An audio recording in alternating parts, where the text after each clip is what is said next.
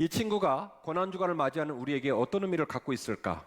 그리고 그 친구에 대한 개념을 우리가 깨달을 수 있다면 또 우리는 어떤 친구가 될 수 있을까? 그런 귀한 고민이 우리 모두에게 있기를 간절히 원합니다. 첫 번째로 여러분에게 나누고 싶은 메시지는 좋은 친구가 내 삶의 새로운 기회이다라는 사실입니다. 좋은 친구가 내 삶의 새로운 기회인 줄로 믿습니다. 우리는 인생을 살면서 우리 인생이 뭔가 가치 있는 인생이 되었으면 좋겠다, 이런 생각들을 많이 할 수 있습니다. 혹은 질병의 문제라든지 직장의 문제라든지 가족의 문제라든지 여러 가지 삶의 자리에서 항상 승승장구하고 그 문제를 현명하게 잘 풀어내면서 후에도 한도 없이 인생을 살았으면 좋겠다, 이런 여러 가지의 생각들을 할 수 있을 텐데요. 그래서 살다 보면 애달퍼요. 하나님이 좀 도와주셨으면, 혹은 또 다른 누군가가 내 곁에 좀 서 주셨으면 하는 아쉬운 마음을 느낄 때가 너무나 많더라는 거죠. 그런데 오늘 이 종려주일에 귀한 말씀을 묵상하면서 우리가 깨달아야 될 중요한 사실이 하나 있는데, 우리 주님께서 우리에게 당신을 뭐라고 표현하시냐면 나는 너의 친구다, 이렇게 표현을 하셨다는 거죠. 무슨 말인가 싶죠? 한번 생각해 보겠습니다. 우리 주님께서 처형당하신 십자가의 처형틀, 지금 제주에 있습니다. 많은 교회 가면 이 십자가를 보실 수가 있는데요, 원래 사형수를 처형하는 십자가의 처형 방식은 페르시아의 처형 방식이고요, 시작은 페르시아 시작이 됐고 꽃을 피운 건 로마에서 꽃을 피웠습니다. 그래서 로마에서 특정한 죄수를 잔인하게 죽일 때 쓰는 처형틀이 십자가라는 처형틀이에요. 그리고 꽃은 로마에서 피었지만 열매는 기독교에서 열매를 맺게 되어서 지금도 동서고금을 막론한 모든 교회에는 상징물이, 십자가의 상징물이 서 있게 되는 겁니다. 십자가는 그러면 어떤 처형틀이었을까? 십자가는요, 수많은 잡범들을 처형하는 십자가 틀이 아니에요. 처형틀이 아니에요.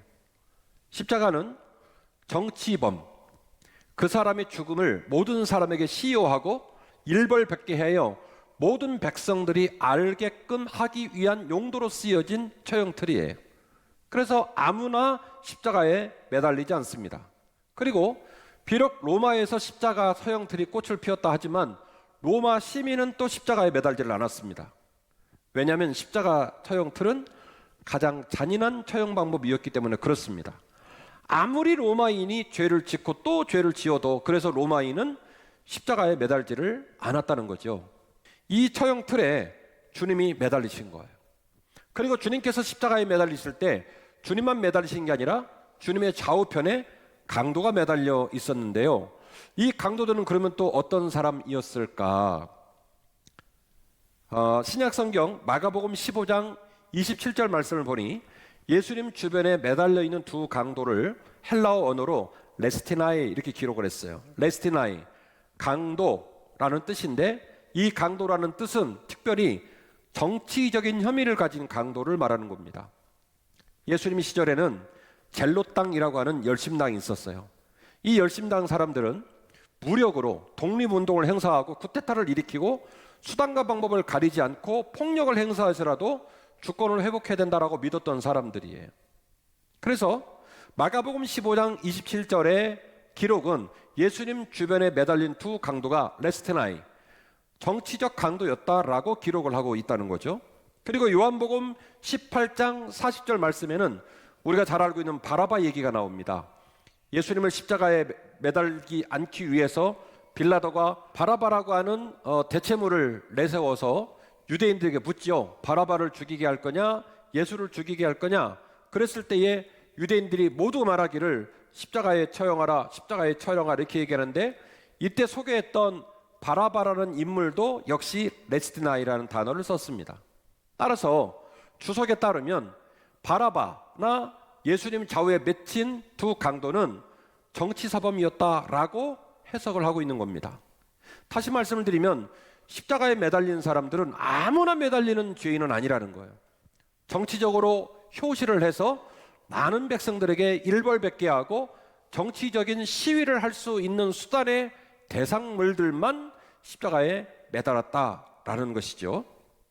오늘 본문 말씀 17절입니다. 그들이 예수를 맡음에 예수께서 자기의 십자가를 지시고 해골이라는 곳에 나가시니 그들이 거기서 예수를 십자가에 못 박을새 다른 두 사람도 함께 좌우편에 못 박으니 예수는 가운데 섰더라.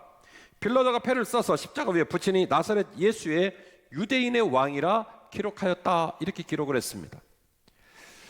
로마가 속국으로 모든 땅들을 지배할 때 로마의 왕은 시저는 한 나라의 왕이자 종교적인 대상이었습니다. 그래서 속국이 된 나라들은 시저를 섬기는 것이지 그 나라에 다른 왕을 둘 수 없었어요. 자, 빌라도는 예수님을 십자가에 처형을 할 때 로마의 공인으로서 예수님을 십자가에 처형할 수밖에 없는 명분을 가지고 있어야 됩니다. 그 명분이 바로 뭐냐면 유대인의 왕이라는 명분이에요.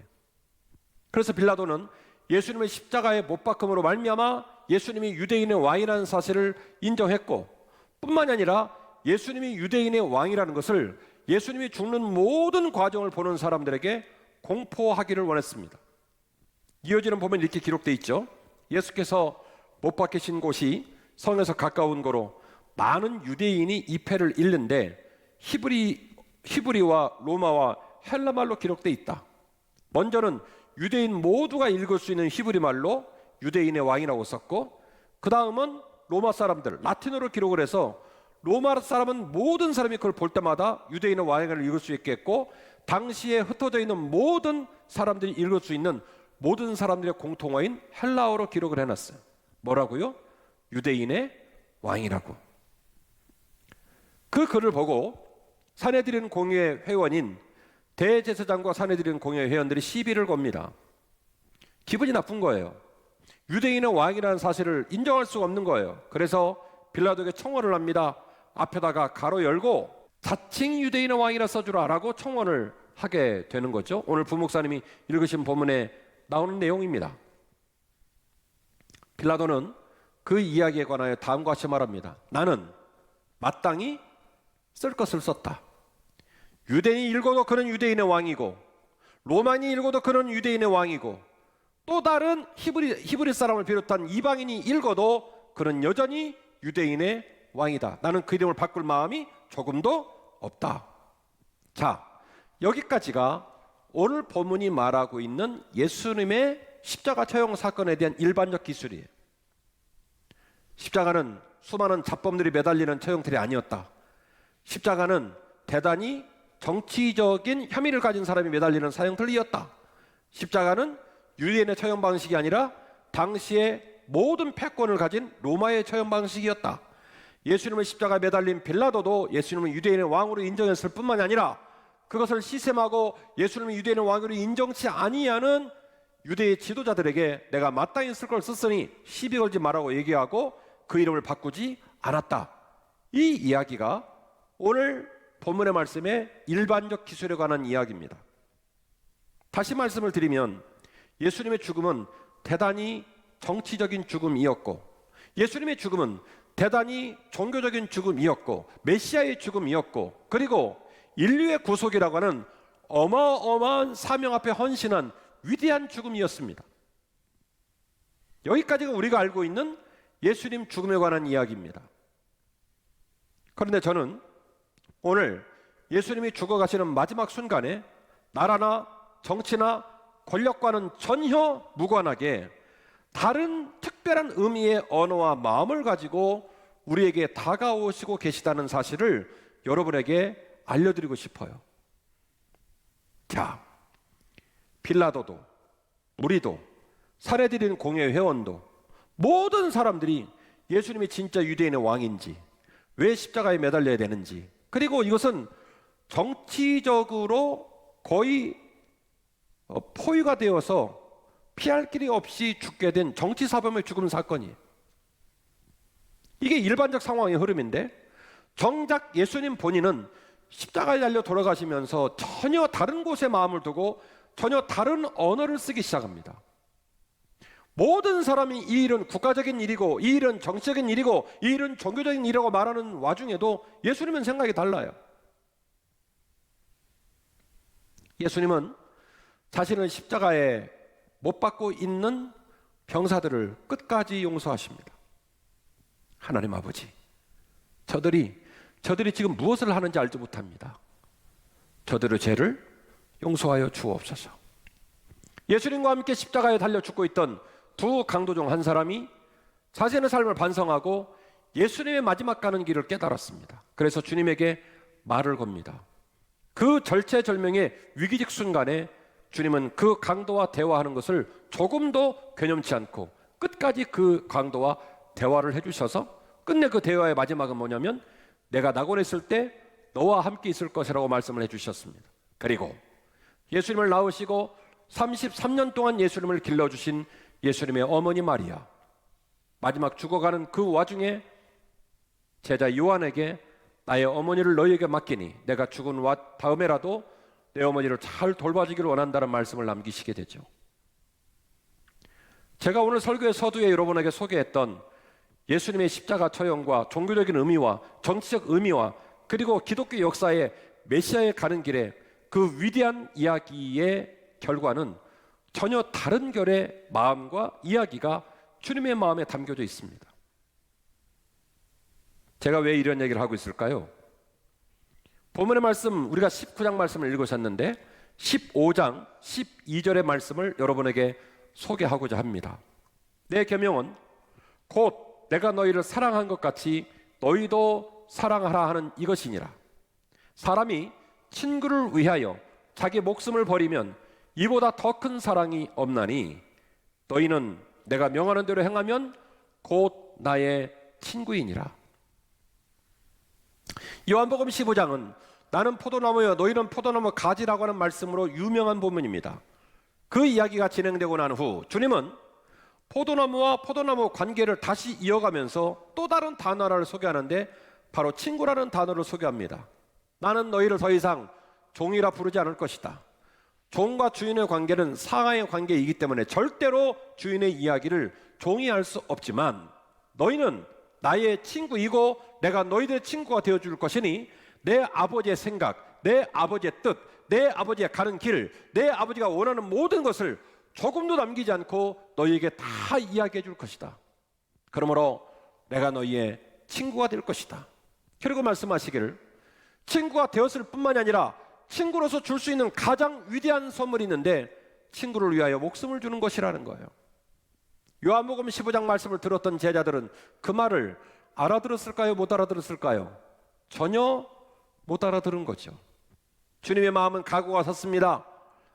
내가 사랑할 내 친구들, 내가 사랑하여 평생 동안 섬겼을 뿐만이 아니라 죽어서도 섬길 내 사랑하는 친구들, 그들을 위하여 나는 내 목숨을 조금도 아끼지 않고 주겠노라. 예수님이 십자가에 처형될 때에 빌라도나 종교 지도자나 거기에는 로마의 병사들이나 수많은 사람들은 그곳에 종교적인 의미를 두거나 그곳에 정치적인 의미를 두거나 혹시는 기독교의 구속사든 입장을 가지고 관심을 가질지 모르겠지만 그러나 그 거룩한 죽음 앞에 담겨진 주님의 마음과 주님의 가시는 길은 전혀 다른 곳에 있더라는 거예요. 주님은요, 일상의 삶 가운데 있는 각 사람의 형편과 처지와 그들의 이야기와 그들의 마음에 관심을 갖고 계셨고 내가 너희들을 위하여 죽기까지 순종하고 내가 너희들의 친구로 끝까지 너희를 돌볼 것이라는 말씀을 주시고자 했던 것이죠. 좋은 친구가 내 삶에 새로운 기회라는 것을 우리가 이번 고난 중간에 깨닫는 역사가 있기를 주의 이름으로 축원합니다. 두 번째로 좋은 친구가 되어주는 것이 가장 보람 있는 인생을 사는 것입니다. 오늘 본문의 말씀 13절 말씀이죠. 사람이 친구를 위하여 자기 목숨을 버리면 이보다 더 큰 사랑이 없다. 할렐루야.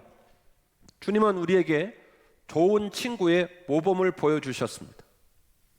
그리고 오늘 우리가 이 말씀을 묵상하면서 우리의 남은 삶 가운데 주님의 반토막이라도, 아니 주님의 반의 반토막이라도 주님의 결을 쫓아, 주님의 반차를 쫓아 우리도 좋은 친구가 되었으면 좋겠습니다. 모든 사람은 자신의 입장이 있고 자신의 아픔이 있고 사람의 의견과 판단은 항상 상대적이기 때문에 온전한 사람은 이 세상에 존재하지 않습니다. 제가 생각할 때 길은 딱 하나예요. 타자를 사랑하며 이해하며 더불어 살 건지, 아니면 타자를 끝없이 미워하고 갈등하며 살 건지, 둘 중에 하나를 결단하는 것밖에 없어요. 요한복음 13장 34절 말씀입니다. 새 계명을 너희에게 주노니 서로 사랑하라. 내가 너희를 사랑한 것 같이 너희도 서로 사랑하라. 너희가 서로 사랑하면 이로써 모든 사람이 너희가 내 제자인 줄 알게 될 것이다. 살아계신 여호와의 말씀이십니다.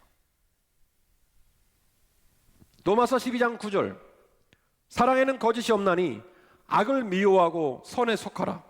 형제를 사랑하여 서로 우애하고 존경하기를 서로 먼저 하고, 부지런하여 게으르지 말고 열심을 품고 주를 섬기라. 소망 중에 즐거워하며 환난 중에 참으며 기도에 항상 힘쓸 것이며 성도들의 쓸 것을 공급하며 손대접하기를 힘쓰라. 너희를 박해하는 자를 축복하라. 축복하고 절대로 저주하지 마라. 즐거워하는 자들과 함께 즐거워하고 우는 자들과 함께 울고, 서로 마음을 같이 하고 높은 데 마음을 두지 말고 도리어 낮은 데 처하며 스스로 지혜 있는 척하지 말아라. 아무에게도 악으로 악을 갚지 말고 모든 사람 앞에서 선한 일을 도모하라. 할 수 있거든 너희로서는 모든 사람과 더불어 화목하라. 살아계신 여호와의 말씀입니다. 선한 마음을 품고 선한 길을 걸어가는 것이 때로는 피해를 보거나 때로는 주목받지 못한 모습으로 보일 수 있습니다만은, 그러나 선은 고결한 보석과 같아서 어느 장소에 있던 어느 모습으로 부름을 받던 여전히 빛나는 변찮은 보석이라고 저는 믿고 있고, 하나님의 말씀은 그러므로 너희는 선으로 악을 이기라 말씀을 하셨습니다. 내가 너에게 명하노니 네 남편에게, 네 아내에게, 네 자녀에게, 네 부모에게, 네 성도에게, 네 목회자에게, 네 이웃에게 좋은 친구가 되어라.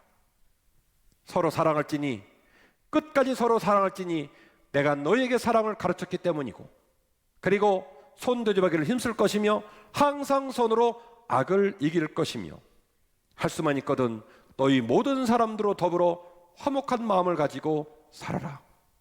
우리의 삶의 자리에 마음이 회복되고 관계가 회복되는 것은요, 죄송합니다마는 백신이 없어요. 어떤 과학자도 그 백신을 못 만듭니다. 그리고 사람 사이가 깨진 질병은 돈이 채워진다고 되는 게 아니고, 정치가 안정된다고 되는 게 아니고, 석박사가 나오면 해결되는 문제가 아닙니다. 잠언에서 기록하고 있는 것처럼 조그마한 밥상에 라면 넣고 신김치 찍어 먹어도 사랑하는 사람, 친구된 사람, 믿을 만한 사람과 함께 식사를 하면 그 인생만큼 행복한 인생이 없더라는 말입니다. 그러므로 코로나19의 출근을 생각하며 고난주간을 뚜벅뚜벅 걸어가 부활의 기쁨을 간직하고, 우리는 코로나 출근을 향해 나아가겠지만 가장 중요한 회복은 뭐냐면 사람과 사람 사이가 회복되는 거예요. 이 사람과 사람 사이가 회복되는 가장 소중한 에너지가 뭐냐면 좋은 친구가 되어주는 것입니다. 할렐루야. 결론입니다. 좋은 친구의 마음에 가장 고귀한 보물이 있습니다. 우리는 사랑받고 싶고 사람들에게 주목받는 인생을 살고 싶고 세상에 드러내고 싶은 삶의 열매가 있기를 기대하면서 하루하루를 살아요. 그러나 이런 명품 인생은 자신의 마음과 품위와 삶의 태도를 명품으로 바꾸지 않고는 절대로 맛볼 수 없는 꿈에 지나지 않는 겁니다. 내가 명품이 돼야 되는 거죠. 내가 먼저 사랑이 많아야 되고 내가 먼저 좋은 친구가 되어 주어야 사실은 내가 꿈꾸는 그런 인생을 살 수가 있더란 말이죠. 오늘 말씀은 그저 좀 착하게 살아라 그런 정도의 말이 아닙니다. 오늘 말씀은 정말로 여러분이 삶을 뒤집어서 그렇게 살겠습니다라고 결단해야 될 외통수의 말씀이다라고 여러분에게 강조하고 싶어요. 로마서 12장 21절, 악에게 지지 말고 선으로 악을 이기라. 잠언 19장 6절, 너그러운 사람에게는 은혜를 구하는 자가 많고 사람이 따뜻하고 여유가 있고 너그럽고 부들부들한 사람은, 성경 말씀이 어떻게 이런 말씀이 기록됐나 싶어요. 은혜를 구하는 사람이 많이 달라붙는다는 거예요. 그리고 선물 주기를 좋아하는 자에게는 사람마다 친구가 된다는 거예요. 선물, 항상 100만 원짜리를 주는 게 선물일까요? 잉크, 미소, 덕담 한마디, 카톡, 손내밈, 몸짓, 창문을 열고 흔들어주는 손, 그 모든 것이 내 마음이고 내 선물이에요. 여러분은 지금 행복하십니까? 외로우십니까?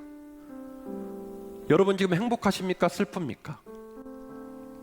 여러분은 왜 외롭지요? 내가 다른 사람에게 어떤 사람 되었을까 생각해 봤으면 좋겠어요. 제가 여러분에게 왜 좋은 친구가 되라고 말씀하신 줄 아십니까? 좋은 친구가 됐다는 것은 이미 그 사람의 마음가짐과 삶의 태도가 명품이 됐다는 말이에요. 주장하지 않아도 하늘이 나를 알아요. 땅이 알고, 나를 보는 주변 모든 사람들이 저 사람하고 같이 동업하고 싶다, 저 사람하고 같이 팀이 됐으면 좋겠다, 저 사람이랑 밥 먹었으면 좋겠다, 저 사람하고 함께 있으면 피스메이커라, 울다가도 웃음이 나오더라. 지금 제가 드리는 말씀은 뭐냐면, 좋은 친구가 되주라는 얘기는 꼬복 노릇하고 희생하라는 삶을 살라는 게 아니라, 내가 누군가에게 좋은 친구가 되어주는 순간 나도 모르게 내 인생이 명품으로 바뀐다는 거예요.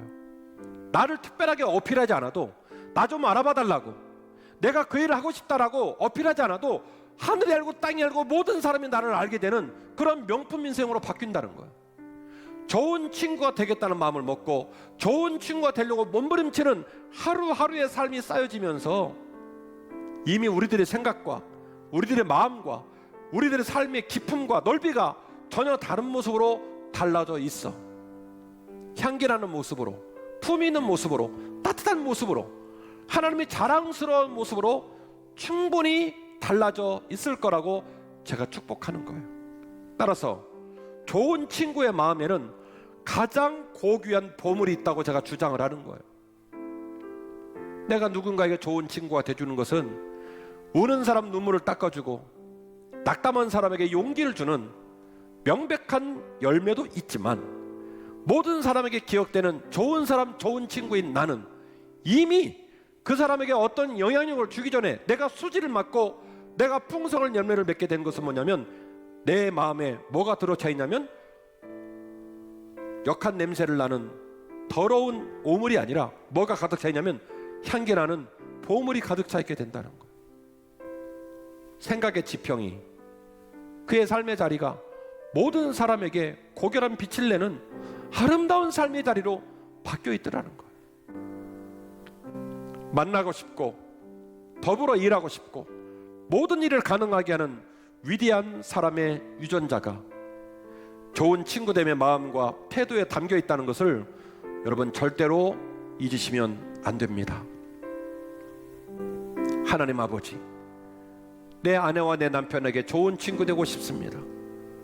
내 아들과 딸, 내 부모님에게 좋은 친구 되고 싶습니다. 하나님, 이왕 나를 아는 사람들이 나만 생각하면 이를 갈고, 나만 생각하면 상처를 받고, 나만 생각하면 억울해하는 그런 존재가 아니라 나 생각하면 기분이 좋아지고 나 생각하면 용기를 얻는 그런 멋진 인생 살다가 인생 마치고 싶습니다. 하나님, 내 마음에 좋은 친구의 마음을 허락하여 주옵소서. 그런 간절함으로 일주일을 살아가게 될 때에 하나님께서 부활의 기쁨 가운데 우리를 전혀 다른 삶의 결과, 전혀 다른 삶의 자리로 아름답게 쓰실 줄로 믿고 그 길을 걸어가는 저와 여러분이 되시기를 주의 이름으로 축원합니다.